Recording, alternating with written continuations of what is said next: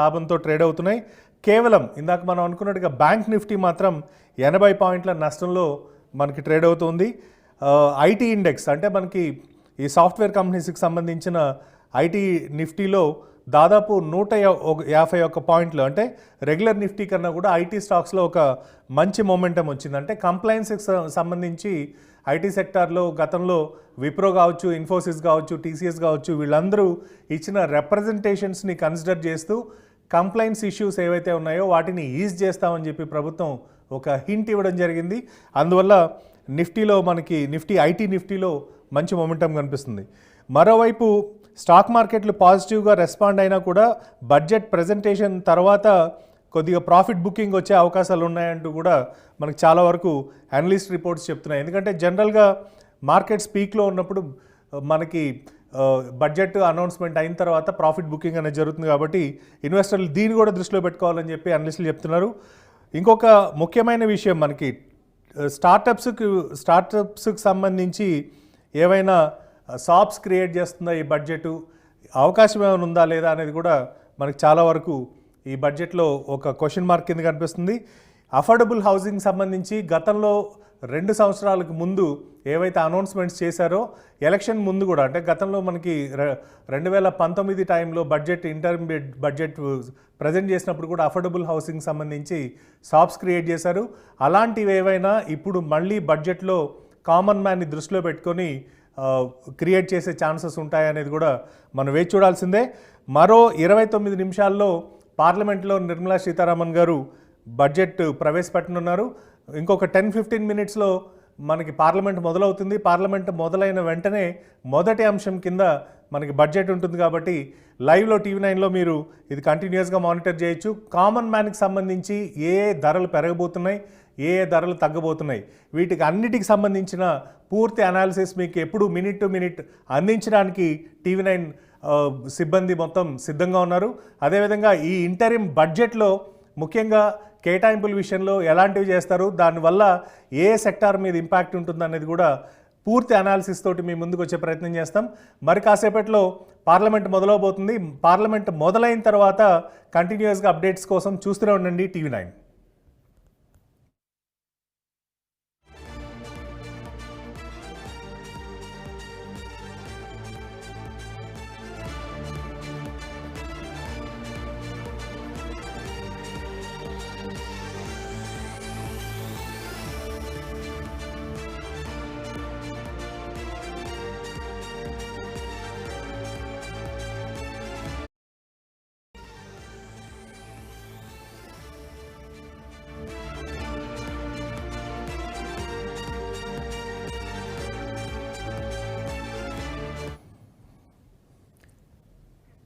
TV9 budget స్పెషల్లో మనం breaking news చూస్తున్నాం. Nirmala Sitharaman physical copies కాకుండా ఎలక్ట్రానిక్ ఫార్మాట్లో బడ్జెట్ని ప్రవేశపెట్టడానికి పార్లమెంట్ భవనం చేరుకున్నారు. ఈ budget vote on account budget, interim budget.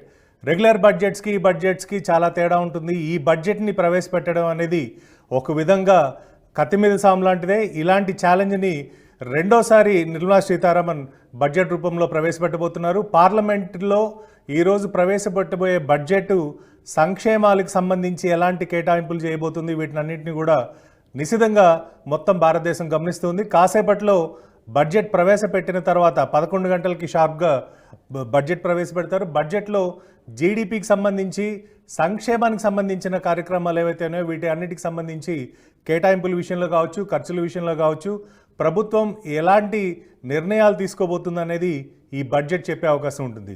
ఇందులో ముఖ్యంగా రైల్వే బడ్జెట్ కూడా పొందుపరిచి ఉండడం వల్ల మొదటగా రైల్వేకి సంబంధించిన బడ్జెట్ ప్రసంగం ఉండే అవకాశాలు ఉన్నాయి.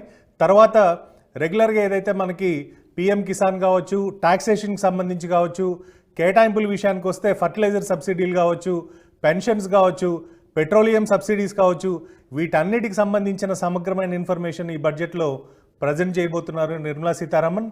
మరోవైపు రాబోయే రోజుల్లో ఎలక్షన్స్ ఉన్నందువల్ల పూర్తి స్థాయి బడ్జెట్కి సంబంధించి అనౌన్స్ చేసే వెసులుబాటు లేదు. కాబట్టి ఓట్ ఆన్ అకౌంట్ బడ్జెట్ని ఈరోజు ప్రవేశపెడుతున్నారు. ఓట్ ఆన్ అకౌంట్ బడ్జెట్ మనకి మెయిన్ బడ్జెట్కి చాలా దగ్గరగా ఉన్నప్పటికీ కూడా లిమిటేషన్స్ ఉంటాయి కాబట్టి, ఖర్చులు వీటి విషయాల్లో లిమిటేషన్స్ ఉంటాయి కాబట్టి చాలా నిశితంగా గమనిస్తే కానీ మనకి బడ్జెట్ని ప్రవేశపెట్టే అవకాశం ఉండదు.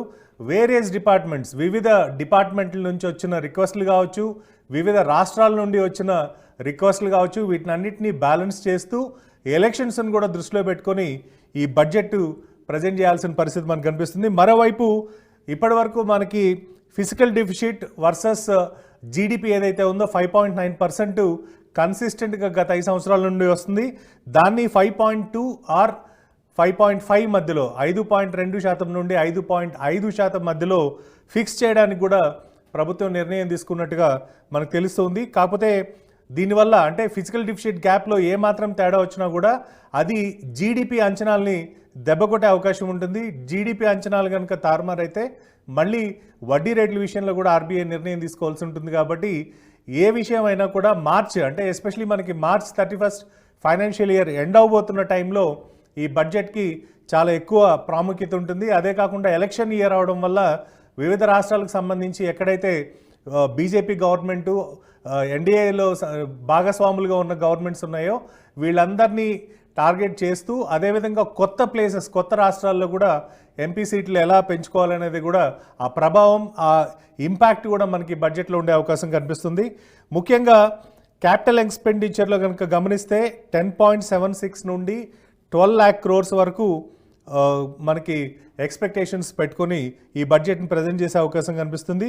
అదే కాకుండా మనకి ముఖ్యంగా అంటే చాలా షార్ట్ టైంలో అంటే 1 hour కన్నా ఎక్కువ మనకి ఈ బడ్జెట్ ప్రజెంటేషన్ జరిగే అవకాశం లేదు. ఎందుకంటే వివిధ శాఖలకి కేటాయింపులు చేసే అవకాశాలు తక్కువగా ఉన్నందువలన ఆల్రెడీ ఉన్న నెంబర్స్నే కొద్దిగా అటు ఇటుగా చేసి మనకి మేజర్గా ఈ బడ్జెట్ ప్రజెంట్ చేసే అవకాశం ఉంటుంది. కాకపోతే రైతులకు సంబంధించి అంటే 2019 నుండి ఇప్పటి వరకు రైతు సంక్షేమానికి ప్రతి బడ్జెట్లో కూడా పెద్దపీట వేసుకుంటూ వచ్చారు. కాబట్టి ఈసారి అదే పరిస్థితి ఉంటుందా, లేకపోతే కేటాయింపులు ఏవైతే ఉన్నాయో పీఎం కిసాన్కి సంబంధించి అది తగ్గే అవకాశాలు ఏమైనా ఉన్నాయనేది కూడా మనం గమనించాలి. ముఖ్యంగా వేతన జీవులు ఎవరైతే ఉన్నారో అంటే వాళ్ళ ట్యాక్స్ స్లాబ్స్ని ఇప్పుడు ప్రస్తుతం ఉన్న 5 lakhsని 8 lakhsకి పెంచమని కోరుతూ కొంతమంది, 15 lakhs ఉన్న స్లాబ్ని 20 lakhsకి చేయమని చెప్పి కొంతమంది రిక్వెస్ట్లు కూడా పెడుతున్నారు. కాబట్టి వేతన జీవులకు కూడా ఈ బడ్జెట్లో ఏవైనా వెసులుబాట్లు ఉంటాయా అనేది కూడా ఒక మెయిన్ ఫోకస్ పాయింట్ కింద మనకు కనిపిస్తుంది. ఇప్పుడు ఒకసారి స్టాక్ మార్కెట్లకు సంబంధించిన ఇన్ఫర్మేషన్ కూడా చూద్దాం. స్టాక్ మార్కెట్లు ఈ బడ్జెట్ ప్రజెంటేషన్ కాస్త పాజిటివ్గా తీసుకున్నట్టుగానే మనకు కనిపిస్తుంది. ఎందుకంటే ఆల్మోస్ట్ మనకి బ్యాంకింగ్ సెక్టార్లో ఒక నెగిటివ్నెస్ తప్ప మిగిలిన అన్నీ కూడా కొద్దిగా పాజిటివ్ ట్రెండ్లోనే ట్రేడ్ అవుతున్న పరిస్థితి కనిపిస్తుంది ప్రస్తుతం. ఈ నిఫ్టీ అదేవిధంగా ఆటోమొబైల్ సెక్టార్లో, ఎస్పెషలీ నిఫ్టీలో ఆటోమొబైల్ సెక్టార్లో మనకి చాలా వరకు పాజిటివ్ ట్రెండ్ కనిపిస్తుంది. అండ్ అదేవిధంగా సెన్సెక్స్ దాదాపు 213 పాయింట్ల లాభంతో, నిఫ్టీ 59 పాయింట్ల లాభంతో ట్రేడ్ అవుతున్నాయి. కేవలం ఇందాక మనం అనుకున్నట్టుగా బ్యాంక్ నిఫ్టీ మాత్రం 80 పాయింట్ల నష్టంలో మనకి ట్రేడ్ అవుతుంది.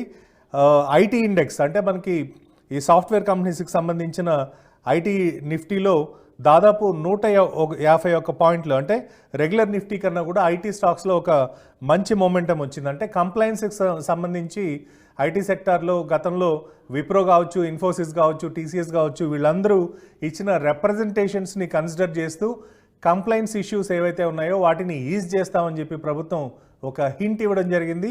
అందువల్ల నిఫ్టీలో మనకి ఐటీ నిఫ్టీలో మంచి మొమెంటం కనిపిస్తుంది.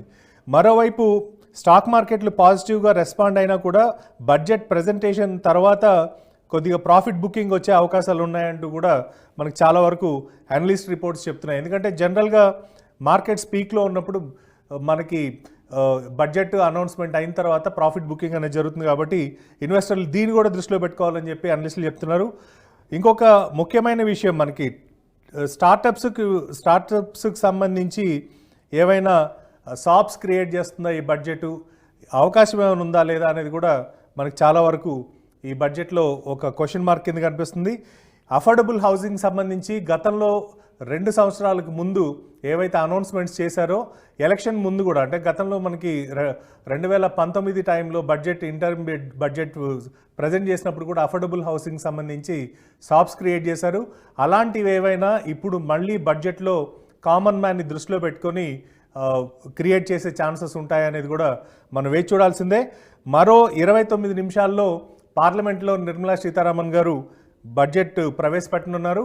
ఇంకొక 10-15 మినిట్స్లో మనకి పార్లమెంట్ మొదలవుతుంది. పార్లమెంట్ మొదలైన వెంటనే మొదటి అంశం కింద మనకి బడ్జెట్ ఉంటుంది కాబట్టి లైవ్లో టీవీ9లో మీరు ఇది కంటిన్యూస్గా మానిటర్ చేయొచ్చు. కామన్ మ్యాన్కి సంబంధించి ఏ ధరలు పెరగబోతున్నాయి, ఏ ధరలు తగ్గబోతున్నాయి, వీటికి అన్నిటికి సంబంధించిన పూర్తి అనాలిసిస్ మీకు ఎప్పుడు మినిట్ టు మినిట్ అందించడానికి టీవీ9 సిబ్బంది మొత్తం సిద్ధంగా ఉన్నారు. అదేవిధంగా ఈ ఇంటరిమ్ బడ్జెట్లో ముఖ్యంగా కేటాయింపుల విషయంలో ఎలాంటివి చేస్తారు, దానివల్ల ఏ సెక్టార్ మీద ఇంపాక్ట్ ఉంటుంది అనేది కూడా పూర్తి అనాలిసిస్ తోటి మీ ముందుకు వచ్చే ప్రయత్నం చేస్తాం. మరి కాసేపట్లో పార్లమెంట్ మొదలవబోతుంది. పార్లమెంట్ మొదలైన తర్వాత కంటిన్యూస్గా అప్డేట్స్ కోసం చూస్తూనే ఉండండి టీవీ9.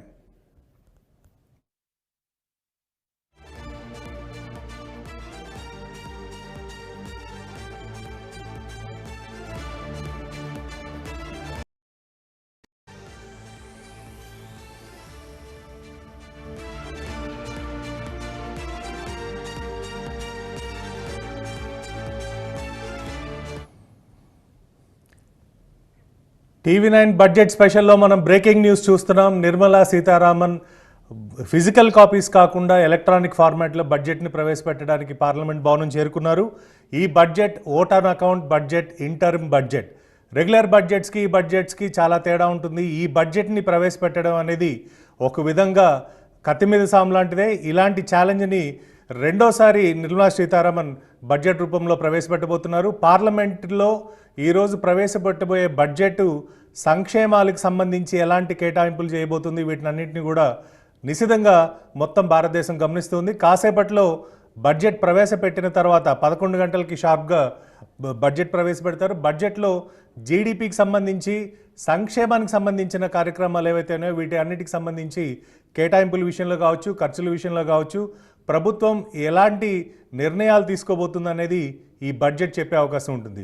ఇందులో ముఖ్యంగా రైల్వే బడ్జెట్ కూడా పొందుపరిచి ఉండడం వల్ల మొదటగా రైల్వేకి సంబంధించిన బడ్జెట్ ప్రసంగం ఉండే అవకాశాలు ఉన్నాయి.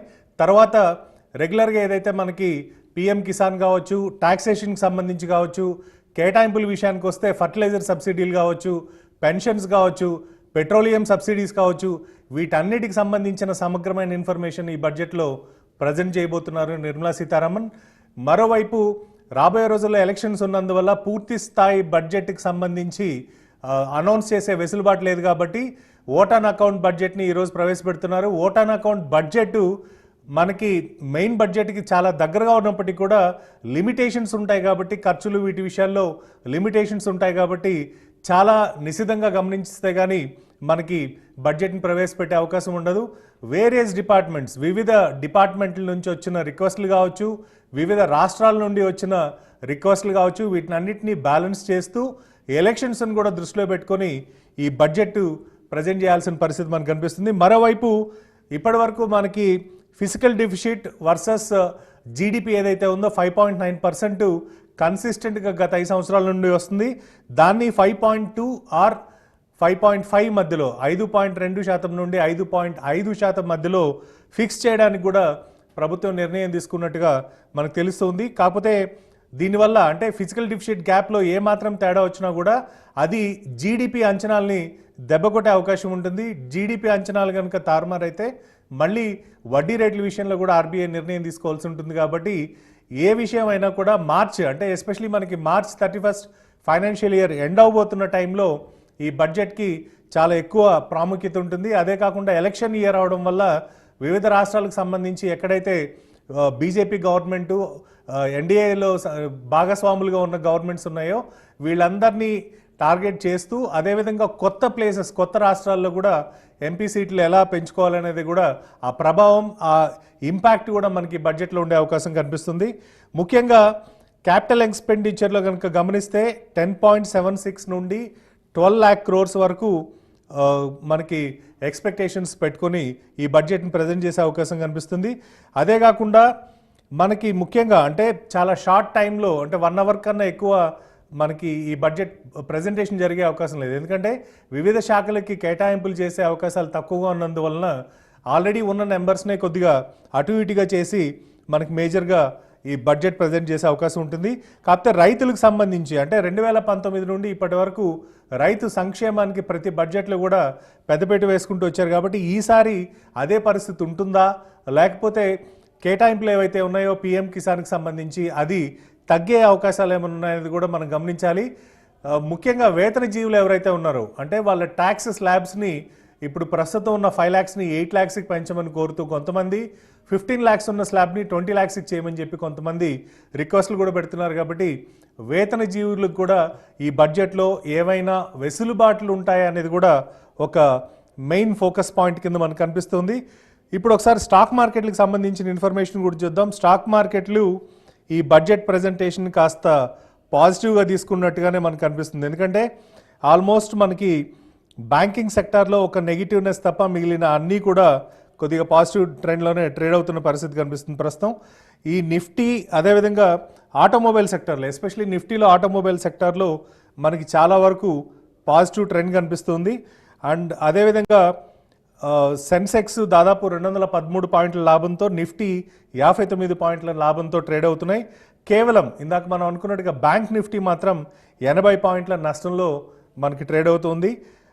ఐటీ ఇండెక్స్ అంటే మనకి ఈ సాఫ్ట్వేర్ కంపెనీస్కి సంబంధించిన ఐటీ నిఫ్టీలో దాదాపు 151 పాయింట్లు, అంటే రెగ్యులర్ నిఫ్టీ కన్నా కూడా ఐటీ స్టాక్స్లో ఒక మంచి మొమెంటం వచ్చింది. అంటే కంప్లైన్స్కి సంబంధించి ఐటీ సెక్టార్లో గతంలో విప్రో కావచ్చు, ఇన్ఫోసిస్ కావచ్చు, టీసీఎస్ కావచ్చు, వీళ్ళందరూ ఇచ్చిన రిప్రజెంటేషన్స్ని కన్సిడర్ చేస్తూ కంప్లైన్స్ ఇష్యూస్ ఏవైతే ఉన్నాయో వాటిని ఈజ్ చేస్తామని చెప్పి ప్రభుత్వం ఒక హింట్ ఇవ్వడం జరిగింది. అందువల్ల నిఫ్టీలో మనకి ఐటీ నిఫ్టీలో మంచి మొమెంటం కనిపిస్తుంది. మరోవైపు స్టాక్ మార్కెట్లు పాజిటివ్గా రెస్పాండ్ అయినా కూడా బడ్జెట్ ప్రజెంటేషన్ తర్వాత కొద్దిగా ప్రాఫిట్ బుకింగ్ వచ్చే అవకాశాలు ఉన్నాయంటూ కూడా మనకు చాలా వరకు అనలిస్ట్ రిపోర్ట్స్ చెప్తున్నాయి. ఎందుకంటే జనరల్గా మార్కెట్స్ పీక్లో ఉన్నప్పుడు మనకి బడ్జెట్ అనౌన్స్మెంట్ అయిన తర్వాత ప్రాఫిట్ బుకింగ్ అనేది జరుగుతుంది. కాబట్టి ఇన్వెస్టర్లు దీన్ని కూడా దృష్టిలో పెట్టుకోవాలని చెప్పి అనలిస్టులు చెప్తున్నారు.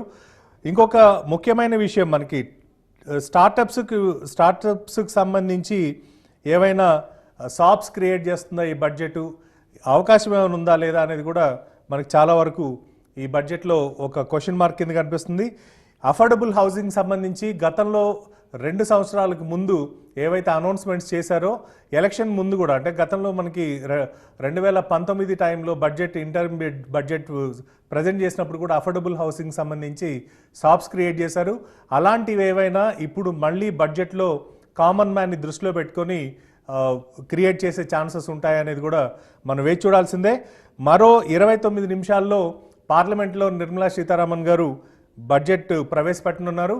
ఇంకొక 10-15 మినిట్స్లో మనకి పార్లమెంట్ మొదలవుతుంది. పార్లమెంట్ మొదలైన వెంటనే మొదటి అంశం కింద మనకి బడ్జెట్ ఉంటుంది. కాబట్టి లైవ్లో టీవీ9లో మీరు ఇది కంటిన్యూస్గా మానిటర్ చేయొచ్చు. కామన్ మ్యాన్కి సంబంధించి ఏ ధరలు పెరగబోతున్నాయి, ఏ ధరలు తగ్గబోతున్నాయి, వీటికి అన్నిటికి సంబంధించిన పూర్తి అనాలిసిస్ మీకు ఎప్పుడు మినిట్ టు మినిట్ అందించడానికి టీవీ9 సిబ్బంది మొత్తం సిద్ధంగా ఉన్నారు. అదేవిధంగా ఈ ఇంటరిమ్ బడ్జెట్లో ముఖ్యంగా కేటాయింపుల విషయంలో ఎలాంటివి చేస్తారు, దానివల్ల ఏ సెక్టార్ మీద ఇంపాక్ట్ ఉంటుందనేది కూడా పూర్తి అనాలిసిస్ తోటి మీ ముందుకు వచ్చే ప్రయత్నం చేస్తాం. మరి కాసేపట్లో పార్లమెంట్ మొదలవబోతుంది. పార్లమెంట్ మొదలైన తర్వాత కంటిన్యూస్గా అప్డేట్స్ కోసం చూస్తూనే ఉండండి టీవీ9.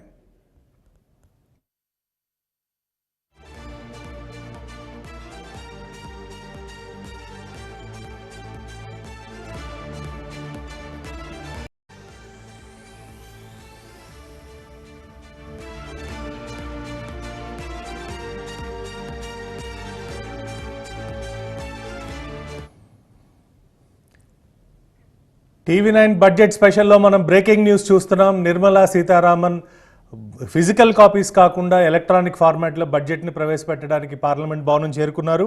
ఈ budget vote on account budget, interim budget.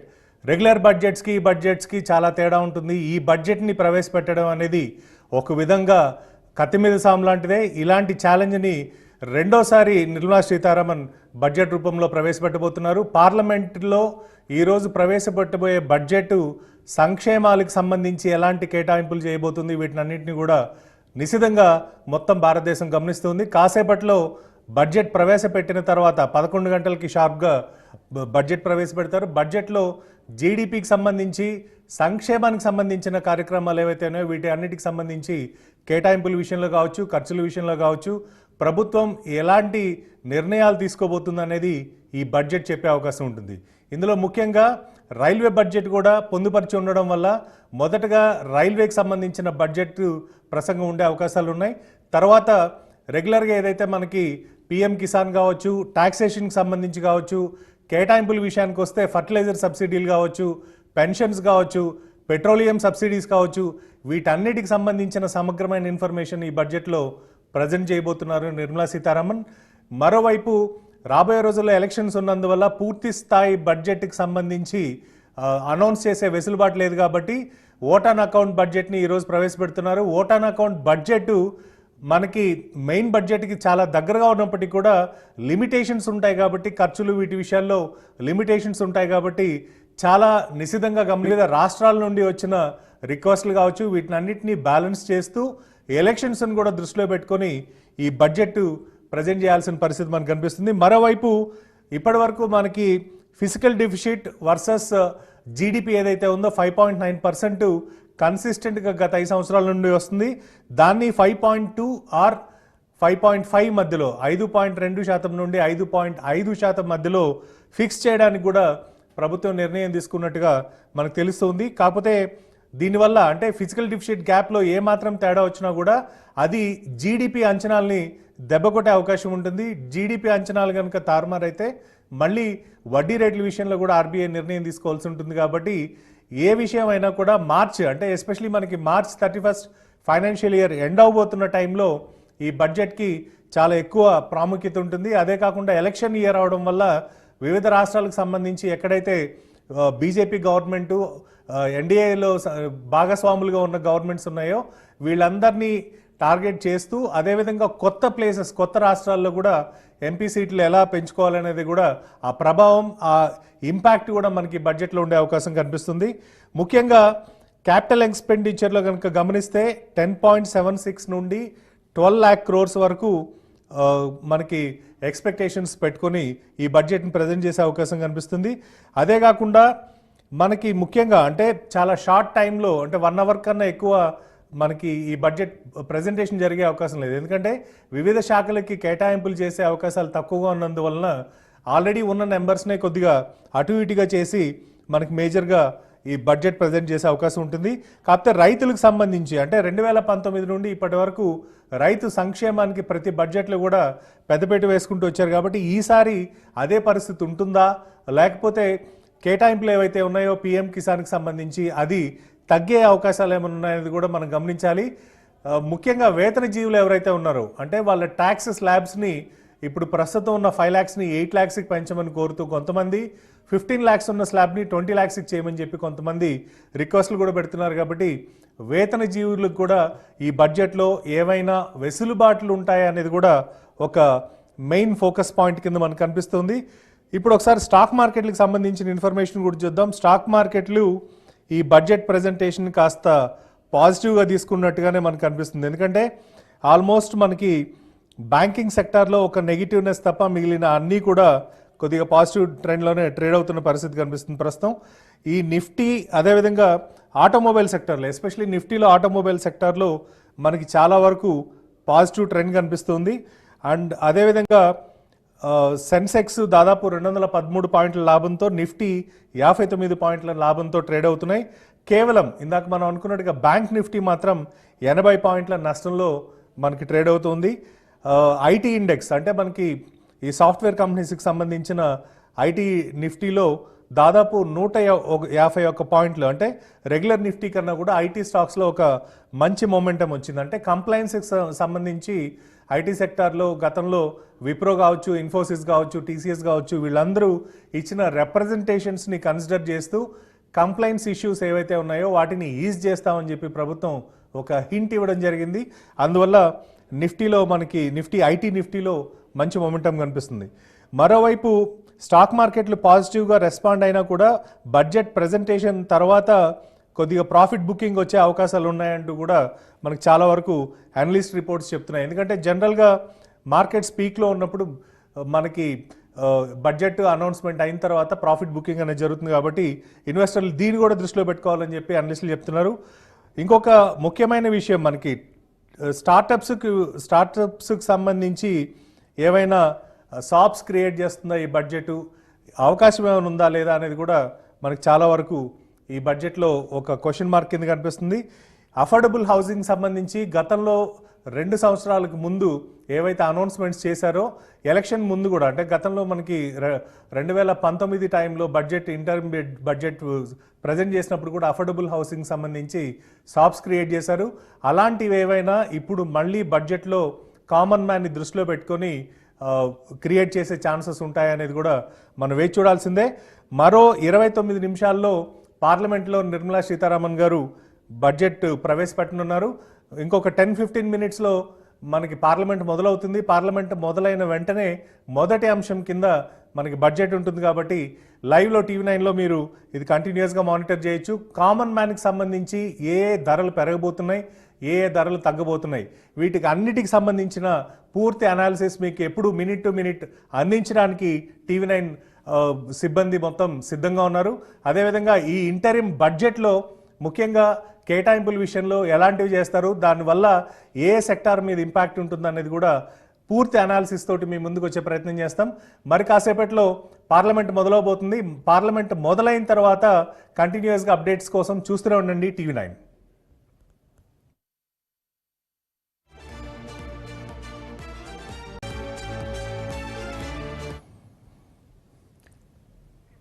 TV9 budget స్పెషల్లో మనం బ్రేకింగ్ న్యూస్ చూస్తున్నాం. నిర్మలా సీతారామన్ ఫిజికల్ కాపీస్ కాకుండా ఎలక్ట్రానిక్ ఫార్మాట్లో బడ్జెట్ని ప్రవేశపెట్టడానికి పార్లమెంట్ భవనం చేరుకున్నారు. ఈ budget vote on account budget, interim budget. Regular బడ్జెట్స్కి ఈ బడ్జెట్స్కి చాలా తేడా ఉంటుంది. ఈ బడ్జెట్ని ప్రవేశపెట్టడం అనేది ఒక విధంగా కత్తి మీద సాము లాంటిదే. ఇలాంటి ఛాలెంజ్ని రెండోసారి నిర్మలా సీతారామన్ బడ్జెట్ రూపంలో ప్రవేశపెట్టబోతున్నారు. పార్లమెంట్లో ఈరోజు ప్రవేశపెట్టబోయే బడ్జెట్ సంక్షేమాలకు సంబంధించి ఎలాంటి కేటాయింపులు చేయబోతుంది, వీటినన్నింటినీ కూడా నిశితంగా మొత్తం భారతదేశం గమనిస్తుంది. కాసేపట్లో బడ్జెట్ ప్రవేశపెట్టిన తర్వాత 11 గంటలకి షార్ప్గా బడ్జెట్ ప్రవేశపెడతారు. బడ్జెట్లో జీడిపికి సంబంధించి, సంక్షేమానికి సంబంధించిన కార్యక్రమాలు ఏవైతే ఉన్నాయో వీటి అన్నిటికి సంబంధించి కేటాయింపుల విషయంలో కావచ్చు, ఖర్చుల విషయంలో కావచ్చు, ప్రభుత్వం ఎలాంటి నిర్ణయాలు తీసుకోబోతుంది అనేది ఈ బడ్జెట్ చెప్పే అవకాశం ఉంటుంది. ఇందులో ముఖ్యంగా రైల్వే బడ్జెట్ కూడా పొందుపరిచి ఉండడం వల్ల మొదటగా రైల్వేకి సంబంధించిన బడ్జెట్ ప్రసంగం ఉండే అవకాశాలు ఉన్నాయి. తర్వాత రెగ్యులర్గా ఏదైతే మనకి PM కిసాన్ కావచ్చు, టాక్సేషన్కి సంబంధించి కావచ్చు, కేటాయింపుల విషయానికి వస్తే ఫర్టిలైజర్ సబ్సిడీలు కావచ్చు, పెన్షన్స్ కావచ్చు, పెట్రోలియం సబ్సిడీస్ కావచ్చు, వీటన్నిటికి సంబంధించిన సమగ్రమైన ఇన్ఫర్మేషన్ ఈ బడ్జెట్లో ప్రజెంట్ చేయబోతున్నారు నిర్మలా సీతారామన్. మరోవైపు రాబోయే రోజుల్లో ఎలక్షన్స్ ఉన్నందువల్ల పూర్తి స్థాయి బడ్జెట్కి సంబంధించి అనౌన్స్ చేసే వెసులుబాటు లేదు కాబట్టి ఓట్ ఆన్ అకౌంట్ బడ్జెట్ని ఈరోజు ప్రవేశపెడుతున్నారు. ఓట్ ఆన్ అకౌంట్ బడ్జెట్ మనకి మెయిన్ బడ్జెట్కి చాలా దగ్గరగా ఉన్నప్పటికీ కూడా లిమిటేషన్స్ ఉంటాయి కాబట్టి, ఖర్చులు వీటి విషయాల్లో లిమిటేషన్స్ ఉంటాయి కాబట్టి చాలా నిశితంగా గమనిస్తే కానీ మనకి బడ్జెట్ని ప్రవేశపెట్టే అవకాశం ఉండదు. వేరియస్ డిపార్ట్మెంట్స్, వివిధ డిపార్ట్మెంట్ల నుంచి వచ్చిన రిక్వెస్ట్లు కావచ్చు, వివిధ రాష్ట్రాల నుండి వచ్చిన రిక్వెస్ట్లు కావచ్చు, వీటినన్నింటినీ బ్యాలెన్స్ చేస్తూ ఎలక్షన్స్ని కూడా దృష్టిలో పెట్టుకొని ఈ బడ్జెట్ ప్రజెంట్ చేయాల్సిన పరిస్థితి మనకు కనిపిస్తుంది. మరోవైపు ఇప్పటి వరకు మనకి ఫిజికల్ డెఫిసిట్ వర్సెస్ జీడిపి ఏదైతే ఉందో 5.9% కన్సిస్టెంట్గా గత 5 సంవత్సరాల నుండి వస్తుంది. దాన్ని 5.2 ఆర్ 5.5 మధ్యలో, 5.2% నుండి 5.5% మధ్యలో ఫిక్స్ చేయడానికి కూడా ప్రభుత్వం నిర్ణయం తీసుకున్నట్టుగా మనకు తెలుస్తుంది. కాకపోతే దీనివల్ల అంటే ఫిజికల్ డెఫిసిట్ గ్యాప్లో ఏమాత్రం తేడా వచ్చినా కూడా అది జీడిపి అంచనాల్ని దెబ్బకొట్టే అవకాశం ఉంటుంది. జీడిపి అంచనాలు కనుక తారుమారైతే మళ్ళీ వడ్డీ రేట్ల విషయంలో కూడా RBI నిర్ణయం తీసుకోవాల్సి ఉంటుంది. కాబట్టి ఏ విషయం అయినా కూడా మార్చ్, అంటే ఎస్పెషలీ మనకి March 31 ఫైనాన్షియల్ ఇయర్ ఎండ్ అవబోతున్న టైంలో ఈ బడ్జెట్కి చాలా ఎక్కువ ప్రాముఖ్యత ఉంటుంది. అదే కాకుండా ఎలక్షన్ ఇయర్ అవడం వల్ల వివిధ రాష్ట్రాలకు సంబంధించి ఎక్కడైతే బీజేపీ గవర్నమెంటు, ఎన్డీఏలో భాగస్వాములుగా ఉన్న గవర్నమెంట్స్ ఉన్నాయో వీళ్ళందరినీ టార్గెట్ చేస్తూ, అదేవిధంగా కొత్త ప్లేసెస్, కొత్త రాష్ట్రాల్లో కూడా ఎంపీ సీట్లు ఎలా పెంచుకోవాలనేది కూడా ఆ ప్రభావం, ఆ ఇంపాక్ట్ కూడా మనకి బడ్జెట్లో ఉండే అవకాశం కనిపిస్తుంది. ముఖ్యంగా క్యాపిటల్ ఎక్స్పెండిచర్లో కనుక గమనిస్తే 10.76 నుండి 12 lakh crores వరకు మనకి ఎక్స్పెక్టేషన్స్ పెట్టుకొని ఈ బడ్జెట్ని ప్రజెంట్ చేసే అవకాశం కనిపిస్తుంది. అదే కాకుండా మనకి ముఖ్యంగా అంటే చాలా షార్ట్ టైంలో, అంటే 1 hour కన్నా ఎక్కువ మనకి ఈ బడ్జెట్ ప్రజెంటేషన్ జరిగే అవకాశం లేదు. ఎందుకంటే వివిధ శాఖలకి కేటాయింపులు చేసే అవకాశాలు తక్కువగా ఉన్నందువలన ఆల్రెడీ ఉన్న నెంబర్స్నే కొద్దిగా అటు ఇటుగా చేసి మనకి మేజర్గా ఈ బడ్జెట్ ప్రజెంట్ చేసే అవకాశం ఉంటుంది. కాకపోతే రైతులకు సంబంధించి అంటే 2019 నుండి ఇప్పటి వరకు రైతు సంక్షేమానికి ప్రతి బడ్జెట్లో కూడా పెద్దపీట వేసుకుంటూ వచ్చారు. కాబట్టి ఈసారి అదే పరిస్థితి ఉంటుందా, లేకపోతే కేటాయింపులు ఏవైతే ఉన్నాయో పీఎం కిసాన్కి సంబంధించి అది తగ్గే అవకాశాలు ఏమైనా ఉన్నాయనేది కూడా మనం గమనించాలి. ముఖ్యంగా వేతన జీవులు ఎవరైతే ఉన్నారో అంటే వాళ్ళ ట్యాక్స్ స్లాబ్స్ని ఇప్పుడు ప్రస్తుతం ఉన్న 5 lakhsని 8 lakhsకి పెంచమని కోరుతూ కొంతమంది, 15 lakhs ఉన్న స్లాబ్ని 20 lakhsకి చేయమని చెప్పి కొంతమంది రిక్వెస్ట్లు కూడా పెడుతున్నారు. కాబట్టి వేతన జీవులకు కూడా ఈ బడ్జెట్లో ఏవైనా వెసులుబాట్లు ఉంటాయా అనేది కూడా ఒక మెయిన్ ఫోకస్ పాయింట్ కింద మనకు కనిపిస్తుంది. ఇప్పుడు ఒకసారి స్టాక్ మార్కెట్లకు సంబంధించిన ఇన్ఫర్మేషన్ కూడా చూద్దాం. స్టాక్ మార్కెట్లు ఈ బడ్జెట్ ప్రజెంటేషన్ కాస్త పాజిటివ్గా తీసుకున్నట్టుగానే మనకు కనిపిస్తుంది. ఎందుకంటే ఆల్మోస్ట్ మనకి బ్యాంకింగ్ సెక్టార్లో ఒక నెగిటివ్నెస్ తప్ప మిగిలిన అన్నీ కూడా కొద్దిగా పాజిటివ్ ట్రెండ్లోనే ట్రేడ్ అవుతున్న పరిస్థితి కనిపిస్తుంది ప్రస్తుతం. ఈ నిఫ్టీ అదేవిధంగా ఆటోమొబైల్ సెక్టార్లో, ఎస్పెషల్లీ నిఫ్టీలో ఆటోమొబైల్ సెక్టార్లో మనకి చాలా వరకు పాజిటివ్ ట్రెండ్ కనిపిస్తుంది. అండ్ అదేవిధంగా సెన్సెక్స్ దాదాపు 213 పాయింట్ల లాభంతో, నిఫ్టీ 59 పాయింట్ల లాభంతో ట్రేడ్ అవుతున్నాయి. కేవలం ఇందాక మనం అనుకున్నట్టుగా బ్యాంక్ నిఫ్టీ మాత్రం 80 పాయింట్ల నష్టంలో మనకి ట్రేడ్ అవుతుంది. ఐటీ ఇండెక్స్ అంటే మనకి ఈ సాఫ్ట్వేర్ కంపెనీస్కి సంబంధించిన ఐటీ నిఫ్టీలో దాదాపు 151 పాయింట్లు, అంటే రెగ్యులర్ నిఫ్టీ కన్నా కూడా ఐటీ స్టాక్స్లో ఒక कहता है कि माननीय मंत्री द्वारा बजट प्रस्तुत किए जाने के पश्चात उसे मेंबर पोर्टल पर भी उपलब्ध करा दिया जाएगा. माननीय वित्त मंत्री जी,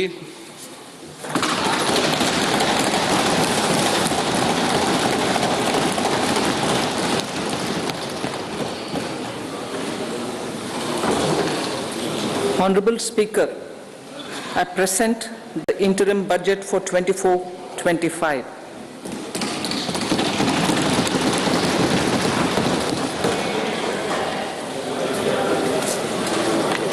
The Indian economy has witnessed profound positive transformation in the last 10 years. The people of India are looking ahead to the future with hope and optimism. With the blessings of the people, when our government under the visionary and dynamic leadership of Honorable Prime Minister Shri Narendra Modi assumed office in 2014, the country was facing enormous challenges. With Sabka Saath, Sabka Vikas as its mantra, the government overcame those challenges in right earnest. Structural reforms were undertaken. Pro-people programs were formulated and implemented promptly. Conditions were created for more opportunities for employment and entrepreneurship. The economy got a new vigor. The fruits of development started reaching the people at scale. The country got a new sense of purpose and hope. Naturally, the people blessed the government with a bigger mandate. In the second term, our government under the leadership of Honorable Prime Minister doubled down on its responsibilities to build a prosperous country with comprehensive development of all people and all regions. Our government strengthened its mantra to Sabka Saath, Sabka Vikas and Sabka Vishwas. Our development philosophy covered all elements of inclusivity, namely social inclusivity through coverage of all strata of the society, and geographical inclusivity through development of all regions of the country.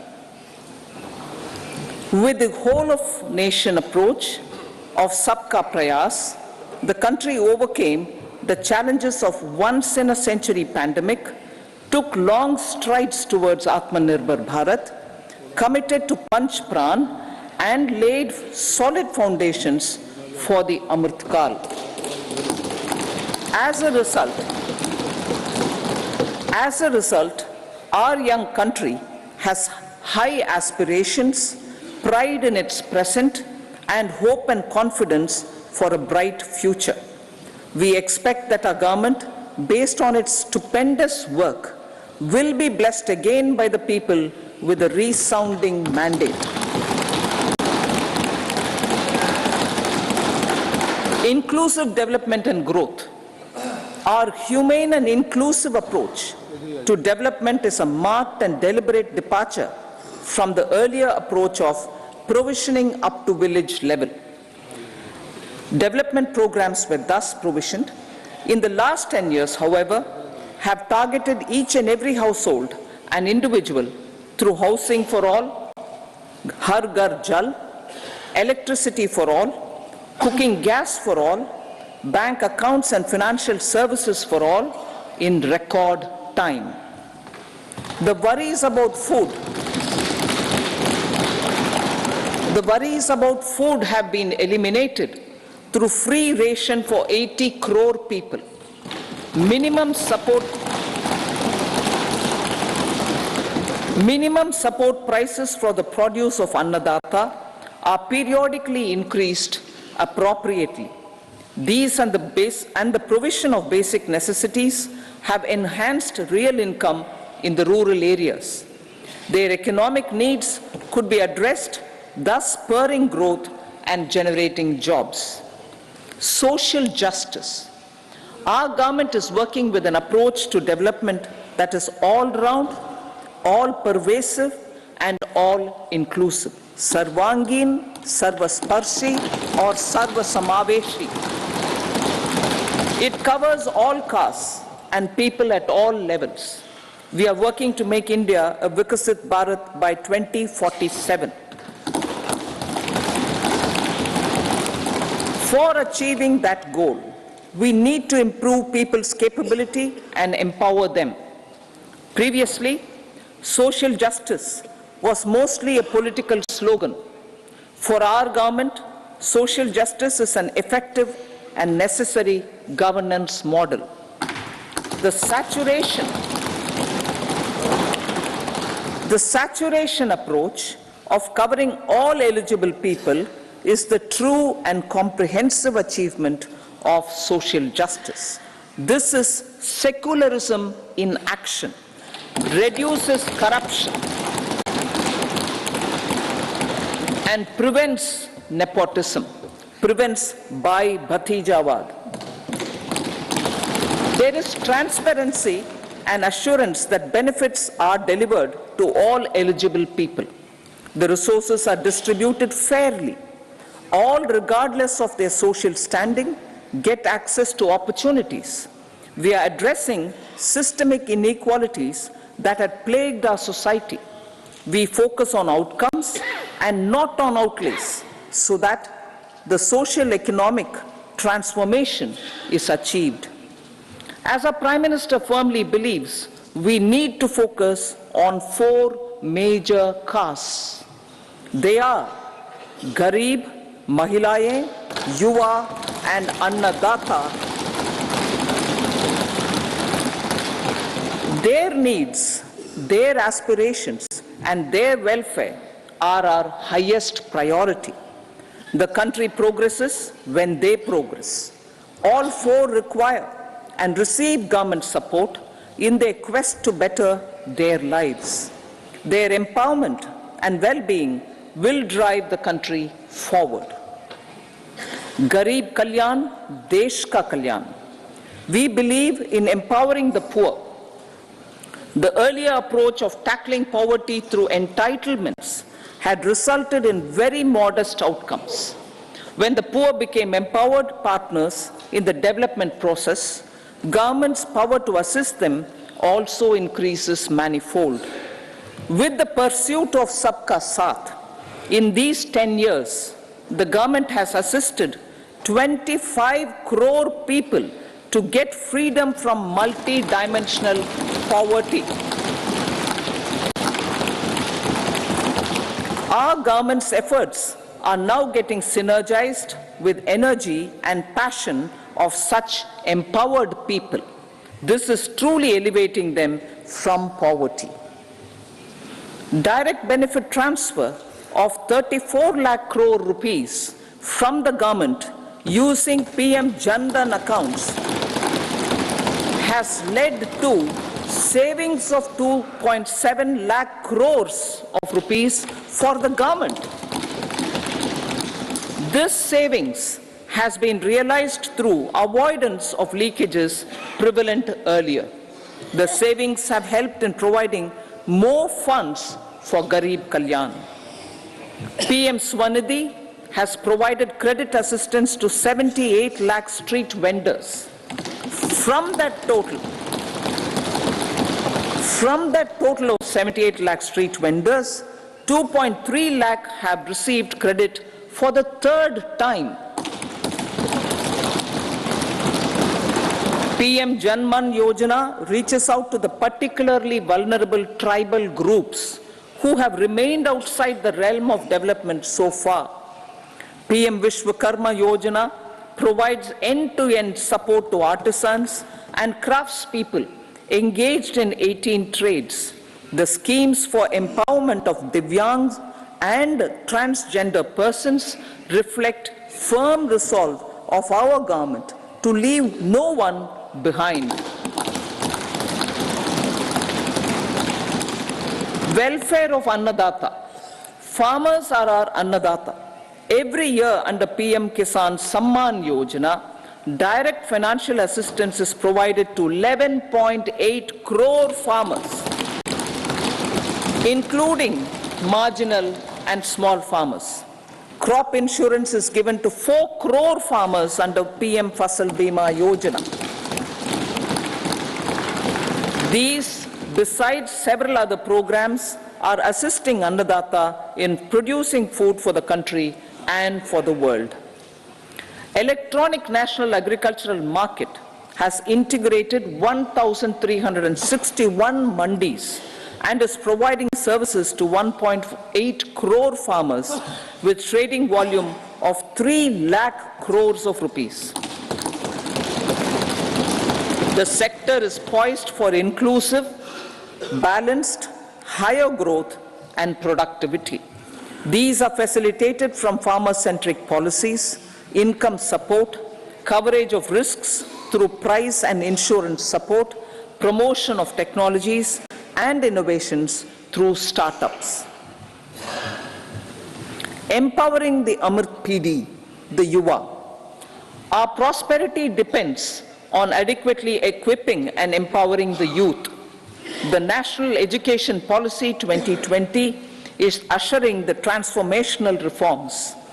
PM Schools for Rising India, PM Shri, are delivering quality teaching and nurturing holistic and well-rounded individuals. The Skill India mission has trained 1.4 crore youth,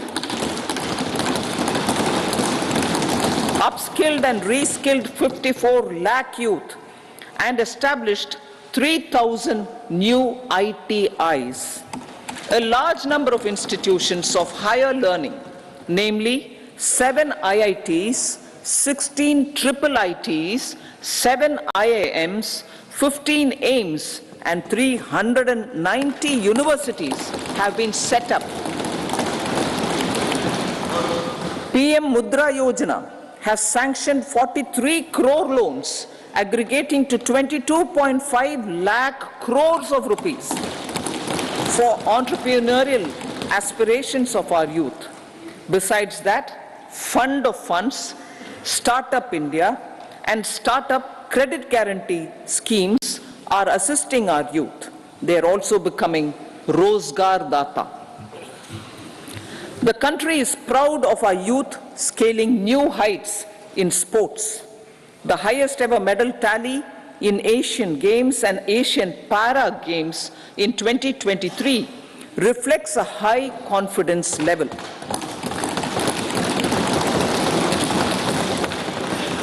Chess prodigy and our #1 ranked player Pragnananda put up a stiff fight against the reigning world champion Magnus Carlsen in 2023.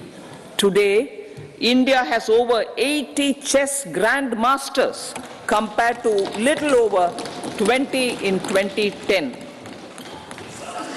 Momentum for Nari Shakti, the empowerment of women through entrepreneurship, ease of living, and dignity for them has gained momentum in these 10 years.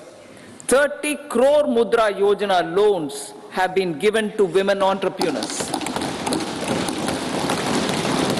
Female enrollment in higher education has gone up by 28% in 10 years. In STEM courses, girls and women constitute 43% of enrollment, one of the highest in the world. All these measures are getting reflected in the increasing participation of women in workforce. Making triple talaq illegal, reservation of 1/3 seats for women in the Lok Sabha and state assemblies,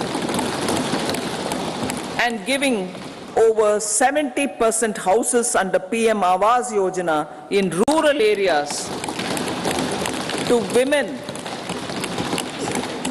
and giving over 70% houses under PM Awas Yojana in rural areas to women as sole or joint owners have enhanced their dignity.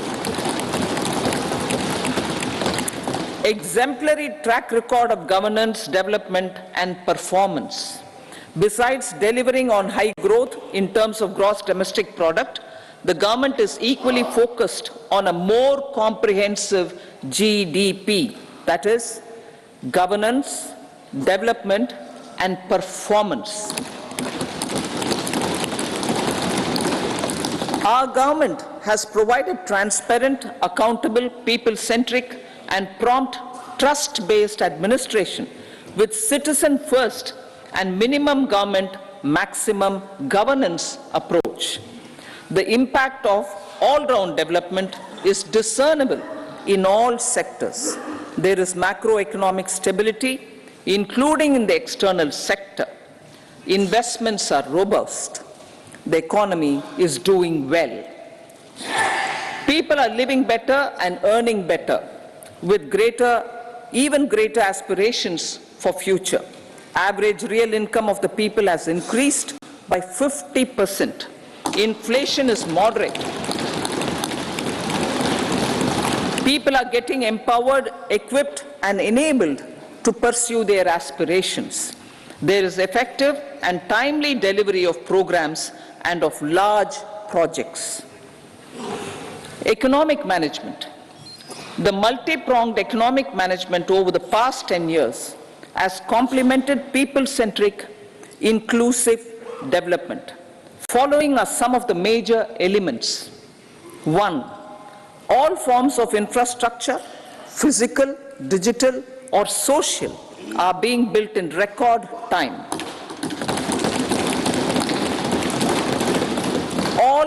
Number 2, all parts of the country are becoming active participants in economic growth.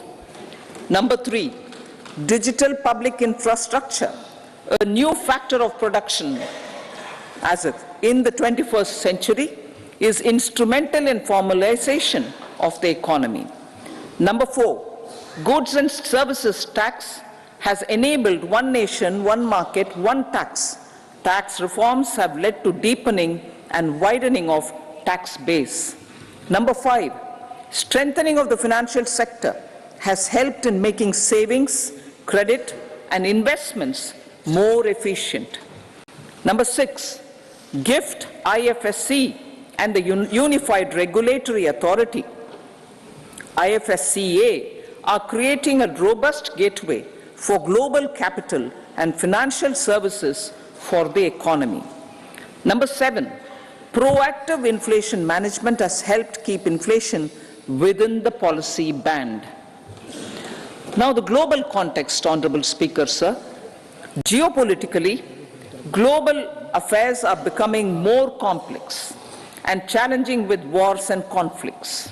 Globalization is being redefined with reshoring and friendshoring, disruption and fragmentation of supply chains, and competition for critical minerals and technologies.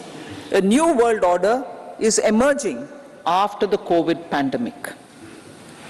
India assumed the G20 presidency during very difficult times for the world. The global economy was going through high inflation, high interest rates, low growth, very high public debt, low trade growth, and climate changes. The pandemic has led to a crisis of food, fertilizer, fuel, and finances for the world, while India successfully navigated its way. The country showed the way forward and built consensus on solutions for those global problems. The recently announced India-Middle East-Europe economic corridor is a strategic and economic game changer for India and others. In the words of Honorable Prime Minister, the corridor, and I quote, will become the basis of world trade for hundreds of years to come, and history will remember that this corridor was initiated on Indian soil, unquote. Vision for Vikasit Bharat. Our vision for Vikasit Bharat is that of prosperous Bharat in harmony with nature, with modern infrastructure, and providing opportunities for all citizens and all regions to reach their potential. With confidence arising from strong and exemplary track record of performance and progress, earning Sabka Vishwas, the next 5 years will be years of unprecedented development and golden moments to realize the dream of developed India by 2047. The trinity of demography, democracy, and diversity backed by Sabka Prayas has the potential to fulfill aspirations of every Indian. As Honorable Prime Minister in his Independence Day address to the nation mentioned, I quote, there is no dearth of opportunities, as many opportunities as we want. The country is capable of creating more opportunities. Sky is the limit, unquote. Strategy for Amrit Kal. Our government will adopt economic policies that foster and sustain growth, facilitate inclusive and sustainable development, improve productivity, create opportunities for all, help them enhance their capabilities, and contribute to generation of resources to power investments and fulfill aspirations. Guided by the principle, reform, perform, and transform, the government will take up next generation reforms and build consensus with the states and stakeholders for effective implementation. It is an important policy priority for our government to ensure timely and adequate finances, relevant technologies, and appropriate training for the micro, small, and medium enterprises, MSMEs, to grow and also compete globally. Orienting the regulatory environment to facilitate their growth will be an important element of this policy mix. Aligning with the Panchamrit goals, our government will facilitate sustaining high and more resource-efficient economic growth. This will work towards energy security in terms of availability, accessibility, and affordability. For meeting the investment needs, our government will prepare the financial sector in terms of size, capacity, skills, and regulatory framework. Aspirational Districts Program. Our government stands ready to assist the states in faster development of aspirational districts and blocks, including generation of ample economic opportunities. Development of the East. Our government will pay utmost attention to make the eastern region and its people a powerful driver of India's growth.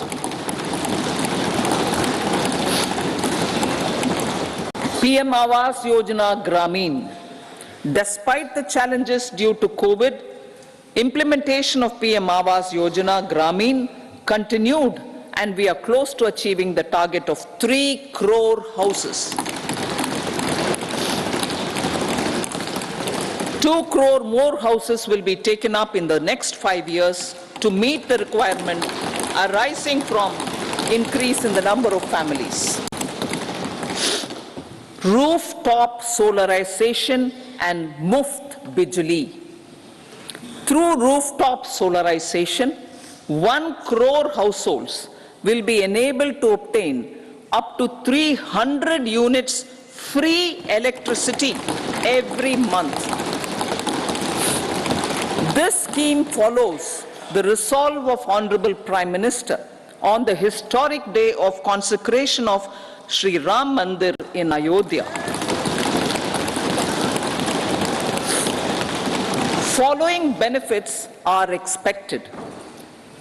Savings up to 15 to 18,000 rupees annually for households from free solar electricity and selling the surplus to the distribution companies.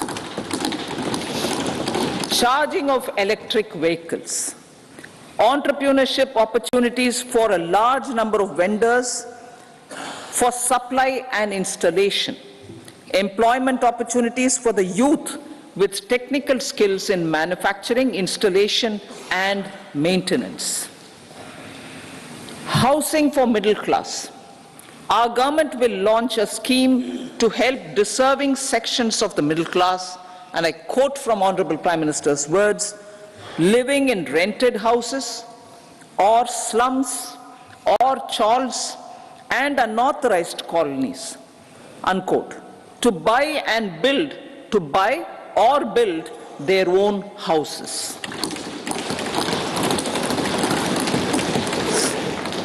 Medical colleges. Several youth are ambitious to get qualified as doctors. They aim to serve our people through improved healthcare services. Our government plans to set up more medical colleges by utilizing the existing hospital infrastructure under various departments. A committee for this purpose will be set up to examine the issues and make relevant recommendations. Cervical cancer vaccination. Our government will encourage vaccination for girls in the age group of 9 to 14 years for prevention of cervical cancer.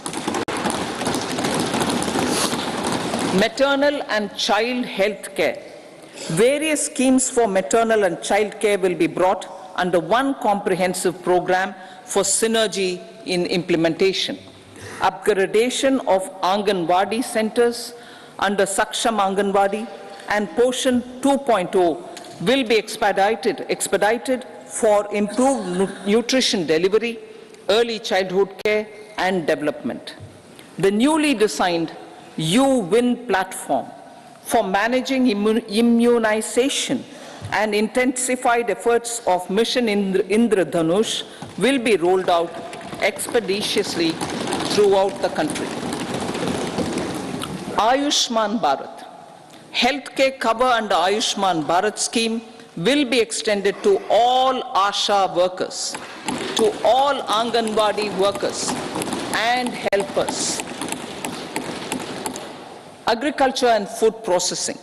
The efforts of value addition in agriculture sector and boosting farmers' incomes will be stepped up. Pradhan Mantri Kisan Sampada Yojana has benefited 38 lakh farmers and generated 10 lakh employment. Pradhan Mantri formalization of micro food processing enterprises Yojana has assisted 2.4 lakh SHGs and 60,000 individuals with credit linkages. Other schemes are complementing the efforts for reducing post-harvest losses and improving productivity and incomes. For ensuring faster growth of the sector, our government will further promote private and public investment in post-harvest activities, including aggregation, modern storage, efficient supply chains, primary and secondary processing and marketing and branding. Nano DAP. After the successful adoption of nano urea, application of nano DAP on various crops will be expanded in all agroclimatic zones. Atmanirbhar Oil Seeds Abhiyan.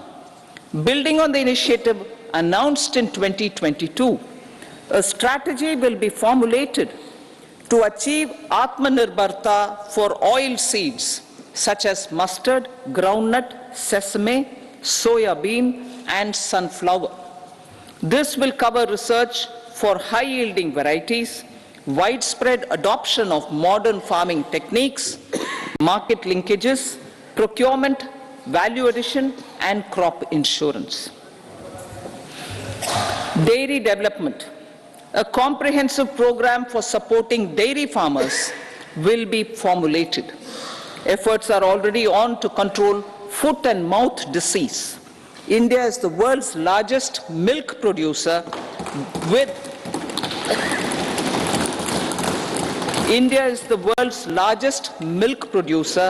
but with low productivity of milch animals. The program will be built on the success of existing schemes such as Rashtriya Gokul Mission, National Livestock Mission, and infrastructure development funds for dairy processing and animal husbandry. Matsya Sampada. It was our government which set up a separate department for fisheries, realizing the importance of assisting fishermen. This has resulted in doubling of both inland and aquaculture production. Seafood exports since 2013-14 has also doubled. Implementation of Pradhan Mantri Matsya Sampada Yojana will be stepped up to 1. Enhance aquaculture productivity from existing 3 to 5 tons per hectare. 2. Double exports to 1 lakh crore rupees, and 3. Generate 55 lakh employment opportunities in the near future. 5 integrated aqua parks will also be set up. Lakpati Didi.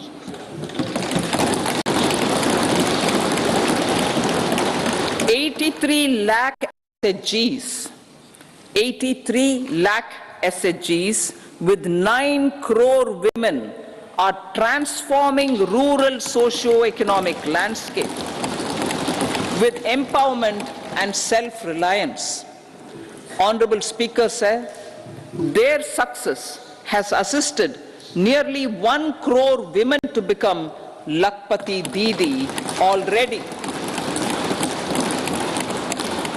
They are an inspiration to others. Their achievements will be recognized through honoring them. Buoyed by the success, it has been decided to enhance the target for Lakpati Didi from 2 crores to 3 crores.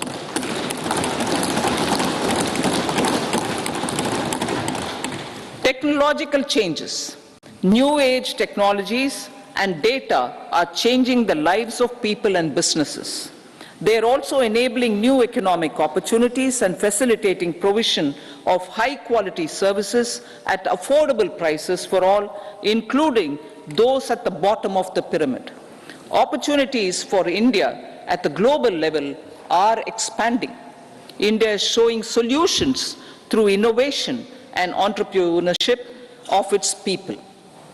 Research and innovation for catalyzing growth, employment, and development. Prime Minister Shastri, Prime Minister Lal Bahadur Shastri gave the slogan of Jai Jawan, Jai Kisan. Prime Minister Vajpayee, Atal Bihari Vajpayee ji, made that Jai Jawan, Jai Kisan, Jai Vigyan. Prime Minister Modi has furthered that to Jai Jawan, Jai Kisan, Jai Vigyan, and Jai Anusandhan. as innovation is the foundation of development. For our tech-savvy youth, this will be a golden era. A corpus of 1 lakh crore rupees will be established with 50-year interest-free loan provided. The corpus will provide long-term financing or refinancing with long tenors and low and or nil. I repeat that sentence. The corpus will provide long-term financing or refinancing with long tenors and low or nil interest rates. This will encourage the private sector to scale up research and innovation significantly in sunrise domains. We need to have programs that combine the powers of our youth and technology. A new scheme will be launched for strengthening deep tech technologies for defense purposes and expediting Atmanirbharta. Infrastructure development. Building on the massive tripling of the capital expenditure outlay in the past 4 years, resulting in huge multiplier impact on economic growth and employment creation, the outlay for the next year is being increased by 11.1% to 11,111 crore rupees. This would be 3.4% of our GDP. Railways. 3 major railway corridor programs will be implemented. These are energy, mineral and cement corridor. Number 2, port connectivity corridors. And number 3, high traffic density corridors. The projects have been identified under the PM Gati Shakti for enabling multimodal connectivity. They will improve logistics efficiency and reduce cost.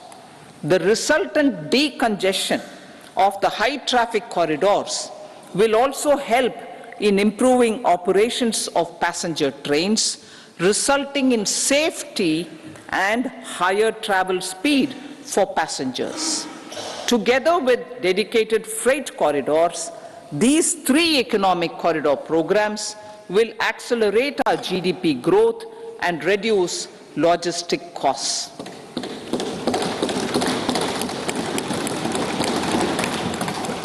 40,000 normal rail bogies will be converted to Vande Bharat standards to enhance safety, convenience, and comfort of passengers. Aviation sector. The aviation sector has been galvanized in the past 10 years. Number of airports have doubled to 149. Rollout of air connectivity to Tier 2 and Tier 3 cities under UDAN scheme has been widespread. 517 new routes are carrying 1.3 crore passengers. Indian carriers have proactively placed orders for over 1,000 new aircrafts. Expansion of existing airports and development of new airports will continue expeditiously. Metro and Namo Bharat. We have a fast expanding middle class and rapid urbanization is taking place. Metro rail and Namo Bharat can be the catalyst for the required urban transformation. Expansion of these systems will be supported in large cities, focusing on transit-oriented development. Green energy. Towards meeting our commitment for net zero by 2070, the following measures will be taken. Viability gap funding will be provided for harnessing offshore wind energy potential for initial capacity of 1 gigawatt. Coal gasification and liquefaction capacity of 100 metric tons will be set up by 2030. This will also help in reducing imports of natural gas, methanol, and ammonia. Phased mandatory blending of compressed biogas in compressed natural gas for transport and piped natural gas for domestic purposes will be mandated. Financial assistance will be provided for procurement of biomass aggregation machinery to support collection. Electric vehicle ecosystem. Our government will expand this and strengthen the e-vehicle ecosystem by supporting manufacturing and charging infrastructure. Greater adoption of e-buses for public transport networks will be encouraged through payment security mechanism. Biomanufacturing and biofoundry. For promoting green growth, a new scheme of biomanufacturing and biofoundry will be launched. This will provide environment-friendly alternatives such as biodegradable polymers, bioplastics, biopharmaceuticals, and bioagri inputs. This scheme will also help in transforming today's consumptive manufacturing paradigm to the one based on regenerative principles. Blue Economy 2.0. For promoting climate resilient activities for Blue Economy 2.0, a scheme for restoration and adaptation measures and coastal aquaculture and mariculture with integrated and multi-sectoral approach will be launched. Comprehensive development of tourist centers. The success of organizing G20 meetings in 60 places presented diversity of India to global audience. Our economic strength has made the country an attractive destination for business and conference tourism. Our middle class also now aspires to travel and explore. Tourism, including spiritual tourism, has tremendous opportunities for local entrepreneurship. States will be encouraged to take up comprehensive development of iconic tourist centers, branding and marketing them at global scale. A framework for rating of the centers based on quality of facilities and services will be established. Long-term interest-free loans will be provided to states for financing such development on matching basis. To address the emerging fervor for domestic tourism, Honorable Speaker, sir, projects for port connectivity, tourism infrastructure, and amenities will be taken up on our islands, including Lakshadweep. This will help in generating employment also. Promoting investments. The FDI inflow during 2014 to 23 was $596 billion, marking a golden era. That is twice the inflow during 2005 to 14. For encouraging sustained foreign investment, we are negotiating bilateral investment treaties with our foreign partners in the spirit of First Develop India. FDI is First Develop India. Reforms in the states for Vikasit Bharat. Many growth and development enabling reforms are needed in the states for realizing the vision of Vikasit Bharat. A provision of 75,000 crore rupees as 50-year interest-free loan is proposed this year to support those milestone-linked reforms by the state governments. Societal changes. The government will form a high-powered committee for an extensive consideration of the challenges arising from fast population growth and demographic changes. The committee will be mandated to make recommendations for addressing these challenges comprehensively in relation to the goal of Vikasit Bharat. Amrit Kal as Kartavya Kal.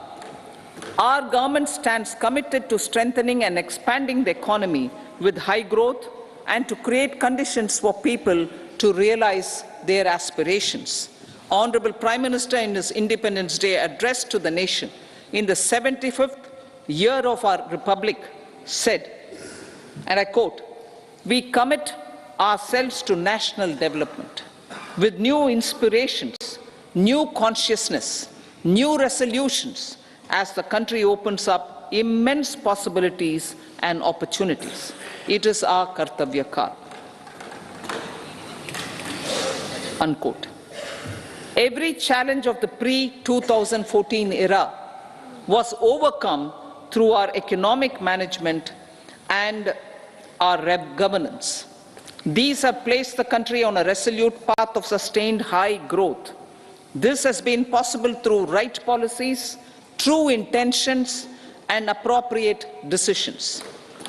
In the full budget in July, Honorable Speaker, our government will present a detailed roadmap for our pursuit of Vikasit Bharat.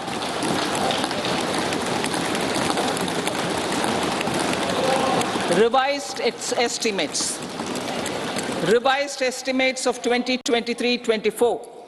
The revised estimate of the total receipts other than borrowings is 27.56 lakh crores of rupees, of which the tax receipts are 23.24 lakh crore rupees.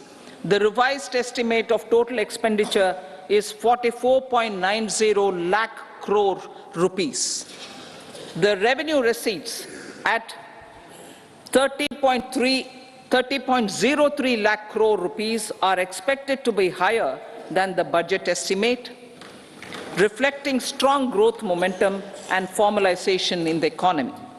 The revised estimate of the fiscal deficit is 5.8% of GDP, improving on the budget estimate, notwithstanding moderation in the nominal growth estimates. Budget estimates for 2024-25. Coming to the year 2024-25, the total receipts other than borrowings and total expenditure are estimated at 30.80 and 47.66 lakh crore rupees respectively. The tax receipts are estimated at 26.02 lakh crore rupees. The scheme of 50-year interest-free loan for capital expenditure to states will be continued this year with an outlay of 1.3 lakh crore rupees. We continue on the path of fiscal consolidation, as announced in my budget speech of 2021-22, to reduce fiscal deficit below 4.5% by 25-26. The fiscal deficit in 2024-25 is estimated to be 5.1% of GDP, adhering to that path. So the gross and net market borrowings through dated securities during 24-25 are estimated at 14.13 lakh crore rupees and 11.75 lakh crore respectively. Both will be less than that in 23-24. Now that the private investments are happening at scale, the lower borrowings by the central government will facilitate larger availability of credit for the private sector. Vote on account. I'll be seeking vote on account approval of the Parliament through the appropriation bill for a part of the financial year 2024-25. I will now move to Part B. Honorable Speaker, sir, over the last 10 years, the direct tax collections have more than trebled and the return filers swelled 2.4 times. I would like to assure the taxpayers that their contributions have been used wisely for the development of the country and welfare of its people. I appreciate the taxpayers for their continued support. The government has reduced and rationalized tax rates. Under the new tax scheme, there is now no tax liability for taxpayers with income up to 7 lakh rupees, up from 2.2 lakh rupees in the financial year 2013-14. The threshold for presumptive taxation for retail businesses was increased from 2 crores to 3 crores. Similarly, the threshold for professionals eligible for presumptive taxation was increased from 50 lakh rupees to 75 lakh rupees. Also, corporate tax rate was decreased from 30% to 22% for existing domestic companies and to 15% for certain new manufacturing companies. Honorable Speaker, sir, in the last 5 years, our focus has been to improve taxpayer services. The age-old jurisdiction-based assessment system was transformed with the introduction of faceless assessment and appeal, thereby imparting greater efficiency, transparency, and accountability. Introduction of updated income tax returns, a new Form 26AS, and pre-filling of tax returns have made filing of tax returns simpler and easier. Average processing time of returns has been reduced from 93 days in the year 2013-14 to a mere 10 days this year, thereby making refunds faster. Indirect taxation. By unifying the highly fragmented indirect tax regime in India, the GST has reduced the compliance burden on trade and industry. The industry has acknowledged the benefits of GST. According to a recent survey conducted by a leading consulting firm, 94% of industry leaders view the transition to GST as largely positive. According to 80% of the respondents, it has led to supply chain optimization, as elimination of tax arbitrage and octroi has resulted in disbanding of checkposts at the state and city boundaries. At the same time, tax base of GST more than doubled, and the average monthly gross GST collection has almost doubled to 1.66 lakh crores this year. States too have benefited.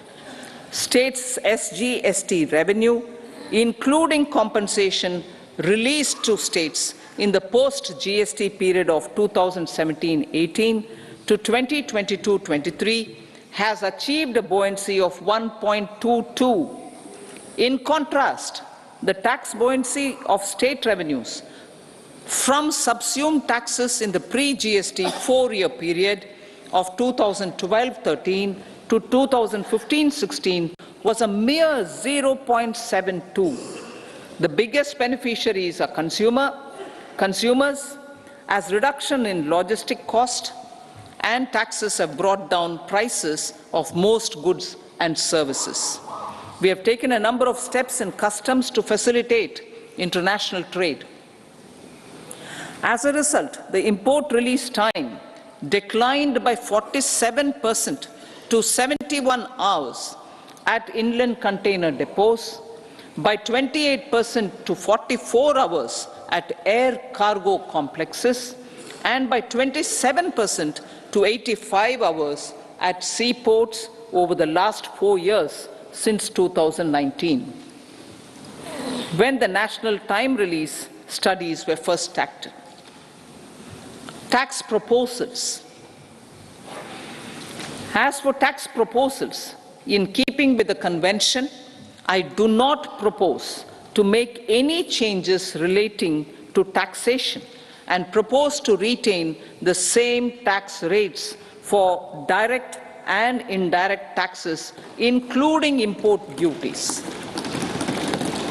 However, certain tax benefits to startups and investments made by sovereign wealth or pension funds, as also tax exemption on certain income of some IFSC units, are expiring on 31/3/2024. To provide continuity in taxation, I propose to extend the date to 31/3/2025. Moreover, in line with our government's vision to improve ease of living and ease of doing business, I wish to make an announcement to improve taxpayers' services. There are a large number of petty, non-verified, non-reconciled